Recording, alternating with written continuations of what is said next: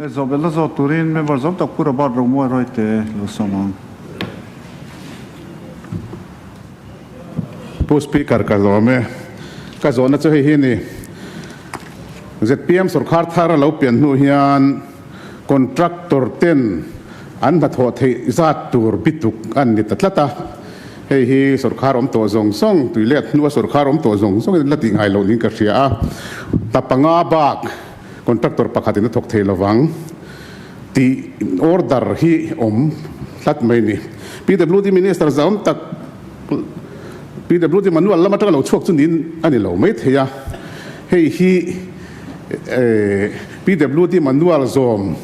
department te hian an ring do ne man mang do ne PMGS wa ya hi chuan central sarkar na pom lo na sa an du lo topan tia PMGS wa ten darvel ai chuan an mang lova ma se state sarkar nuaya project ang chia te mo ten darang chia hian contractor na panga ai tam nei ten an chang thelo zel don ni in order omlai hi PWD nan hriat puyem PWD manual soidan ani MT khaka zona ani a ten zona danglea chuan tender chanin 5% aya niam a chang te chu poman ni lowang ti an ni tlat maya PMGS wa ya hian MLA te kan mai tender kan chang fowa 20% ai niam te 18% ai niam ten kan chang furthin a chan chu thatak takin na te pot ho thawani a tuna sarkar thara 5% ai niam ten dar chan thallo tlat le schedule of rest sang mang khenga han revise cost index po 27% ai all district ania district danga phei chuan 27% ai cost index chumi om je schedule of rate a bel le tinani kan traffic karing chu tiang ani laya 5% ai niam chan tum box si lo chuan a contractor nan pek te hi hlok tir kan vatum mmv tiang hi pathian ram khen tir kan tum dan ani mi ti kha kan zona ni boka tin 5% ai niam chan oil tian 10% ai san chan oil ti kha boka khalai kha chu ka soi thui lawanga en poni se enga tinge 5% ai niama chan khan oi tlat lo 6% thok ngam te material lo nei sa te ro lo nei sa te om thia kho kha chuan % niam te panan chang te so kha sarkar hlep zel tur year of consolidation kan han ti le in ren chem kan ti nen hian he order khwa chok tak mai hi a in me aloin ka ria a CPWD manual kan mang mek ti kan ria a PWD chuan chu tiang nen chuan a in bil thei don mi ti kha ka zona ni e ka lo me purba jomo e khanin contractor ten engwang na panga bak thon phallo ti hi adik khop mai soi kha amar ju practical experience kan mu to dana nangalu tuk chuanin anin dailo an tu te po nai na tur ve ni pakhate panite pathum te chu lo thok kop lop lop an oma pali theng te poin panga te pon om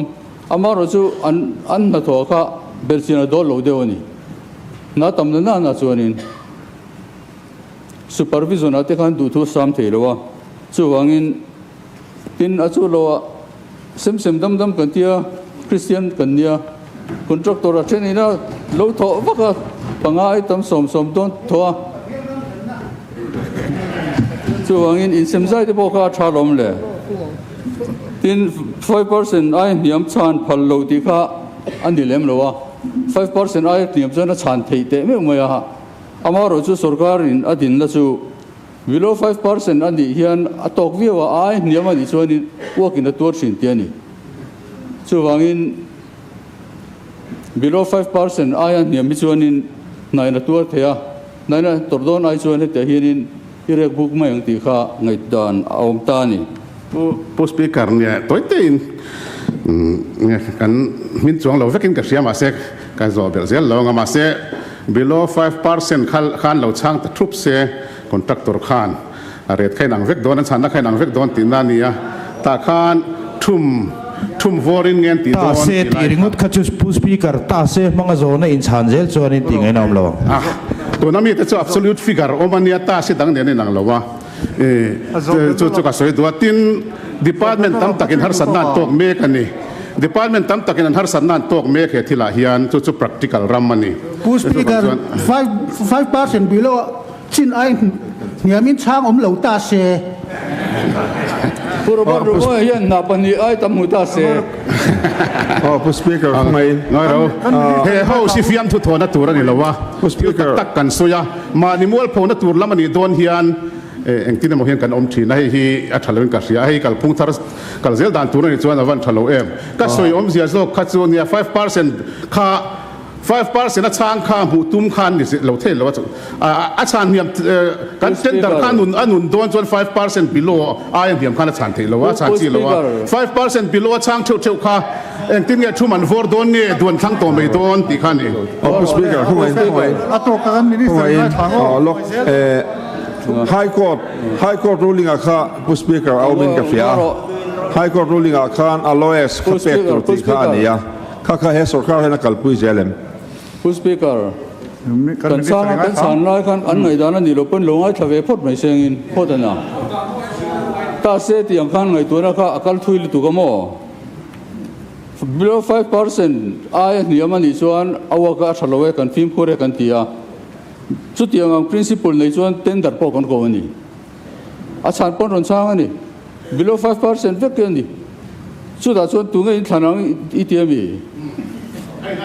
danangin kan ti dan zomin kan ti contractor amulo pon a complain mi lo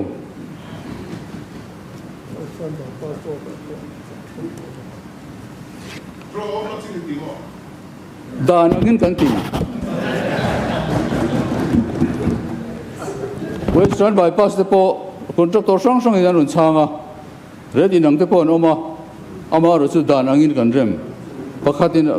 kan pe mai harsat na omlo li foi ku na point akum masaber alo kharbe don tareng maya e house om taka budget masaber ka pharlaya ka soitong khan kumsang ni somni pali somni panga hi chu state sarkar in sumle pai en kol na konga leirem raptura ain buat sainatan year of consolidation na kan puang kha ani a